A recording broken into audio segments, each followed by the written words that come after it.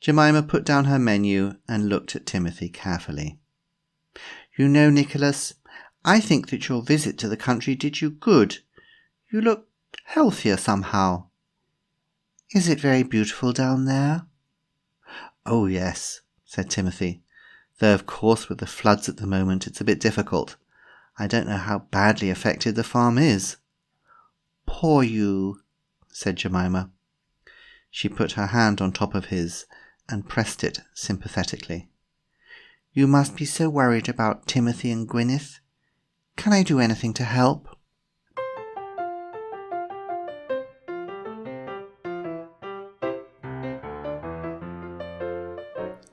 Good morning, good afternoon and good evening. This is James Schofield, the creator of the podcast Behind the Bottom Line and the writer of Season 5 story Double Trouble.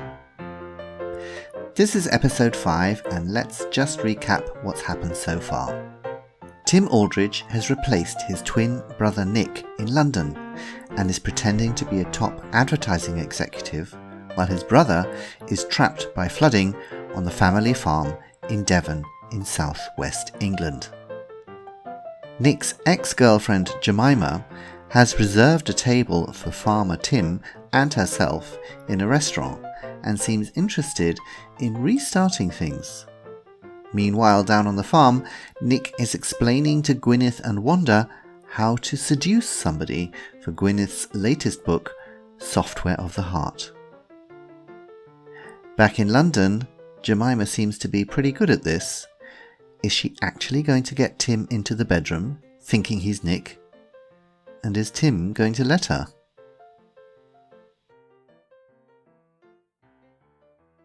Chapter 9. Dating Jemima. The BBC News reports on the radio that Monday evening were not encouraging for the Aldridge brothers on either side of the country. Rescue workers are still having difficulties clearing roads and reconnecting power and telephone lines to large areas of the southwest of England. Efforts are being concentrated on villages still under floodwater.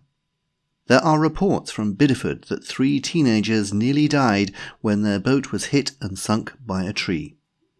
Local farmers believe that more than 100 cows and sheep have drowned, and this estimate is likely to rise. The Prime Minister visited the area by helicopter this morning and has promised that if necessary, Navy units will be used to support rescue efforts. The brothers tried to phone each other, but found that the BBC had been correct in their report. The telephone system really was not working.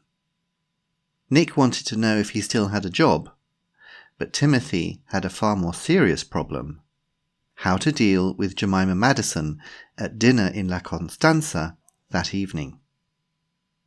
The problem was he didn't know what kind of relationship Nick and Jemima had. From what Jemima had said, Nick should be broken-hearted that it was over. But Nick hadn't seemed heartbroken when Timothy saw him on the farm. He hadn't said anything about Jemima at all. So, should or shouldn't Timothy encourage Jemima to think romantically about Nick? Of course, because Jemima was the daughter of Nick's boss, it made everything even more difficult. Timothy looked through Nick's wardrobe to find a tie to match Nick's shirt. He wished he could speak to Gwyneth to ask her for some advice. But perhaps it was a bit strange to ask your wife for advice about going out with your brother's girlfriend. So, how do office romances work in London? Said Gwyneth to Nick, as the 3 of them sat around the table after supper. She opened her notebook and took the lid off her pen. Wanda poured them all something more to drink, then both women sat looking at him with interest. "This is for your new book, is it?" asked Nick, feeling uncomfortable and scratching the back of his neck. "Yes, I'm calling it Software of the Heart, and it will be about a secretary whose boss is a computer genius and owns his own company. For a long time he doesn't realize how important she is to him, but finally she saves the company from bankruptcy, he marries her, and they all live happily ever after. Bankruptcy? Asked Wanda. What is it? No money left in the bank, so the company can't pay its bills, explained Gwyneth. I see, said Nick. Sounds like a perfectly normal week in the average office. Well, first of all, you can't call her a secretary anymore. She'd be called a team assistant or administrator. I really don't know why, because it's the same work. Gwyneth made some changes in her notebook. Why don't you give us a typical example of dating from your own love life, she said, if you have one. She and Wanda giggled. Nick ignored them and thought for a moment. Well, I know straight away if I find somebody attractive, of course, but I like to work with a woman for a while before I ask her out on a date. That way I can see if she's intelligent and hopefully funny before I spend a whole evening with her. And do women ask men out? Asked Wanda. Yes, of course. In fact, Nick stopped. He really didn't want to start discussing Jemima. So, what sort of place do you like to go to for a date then? Continued Wanda, playing with a piece of her hair. Well, my favourite place is La Constanza, said Nick. Unfortunately, it's expensive, but the food is fantastic, and you get a lot of famous people going there, so it's great for a first date. Back in London, as Jemima and Timothy walked into La Constanza, the head waiter welcomed them enthusiastically. Ah, Signor Nick, Signorina Madison, how wonderful to see you again. Your table is ready. I'll bring your favorite aperitif, see? Aperol and Prosecco. Va bene? He quickly brought them the pink, fizzy drinks. Timothy had never tried it before. It was not the sort of thing you ordered in the local pub in Tortbridge. He took a small taste. Not bad, he thought. He wondered if it was the sort of thing the local supermarket in Devon would have. It seemed unlikely. I see you're wearing the tie I got you when we were in Venice together, said Jemima. How sweet. Venice, thought Timothy. This relationship must be pretty serious then. Nick continued as Wanda and Gwyneth listened. So we would have a drink, and at first we'd talk about the office to break the ice. Nick took a spoonful of the fresh goat's cheese and apricot pudding that Wanda had made that afternoon. And then, very important, I'd compliment her about something. Gwyneth made some more notes. Jemima looked through the menu. I thought it was brilliant how you got Daddy to listen to our new proposals for the Spazio advertising campaign, she said after a moment. How did you persuade him so quickly? Oh, I used that 3-step technique in that book you gave me. It really worked. It does, doesn't it? Well, I think you managed everything terribly well. Timothy scratched the back of his neck. This pudding is delicious, Wanda. Really, really good, said Nick. Wanda's face went pink. Anyway, then I tried to move the conversation onto more personal areas, he continued. Things outside work. Try to get her to talk about her interests. See if we have anything in common. So if I was talking to you, Wanda, I'd ask you about Poland and tell you about the time I went to Krakow. You went to Krakow? Said Wanda eagerly. When was that? You see, said Nick. Easy, isn't it?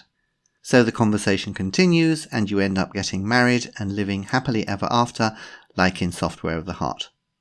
As long as nothing goes wrong, of course. Jemima put down her menu and looked at Timothy carefully. You know, Nicholas, I think that your visit to the country did you good. You look healthier somehow. Is it very beautiful down there? "Oh, yes," said Timothy, "though of course with the floods at the moment it's a bit difficult. I don't know how badly affected the farm is." "Poor you," said Jemima. She put her hand on top of his and pressed it sympathetically. "You must be so worried about Timothy and Gwyneth. Can I do anything to help?" But at that moment something went badly wrong for Jemima's plan for that evening. Tanya Mishkovich walked into the restaurant.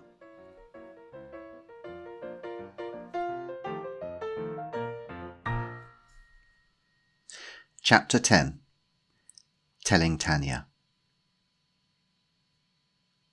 Timothy immediately noticed a change in the atmosphere, but did not at first understand why. A tall, well-dressed middle-aged man entered the room, followed by a very thin woman walking on very high heels, wearing a very small black dress which hardly covered her top and nothing of her very long legs. Her blonde hair was piled up high on top of her head, and her neck and fingers glittered with diamonds. Not only the head waiter, but also the owner of La Constanza fussed around her and her companion, sat them down, and brought them drinks.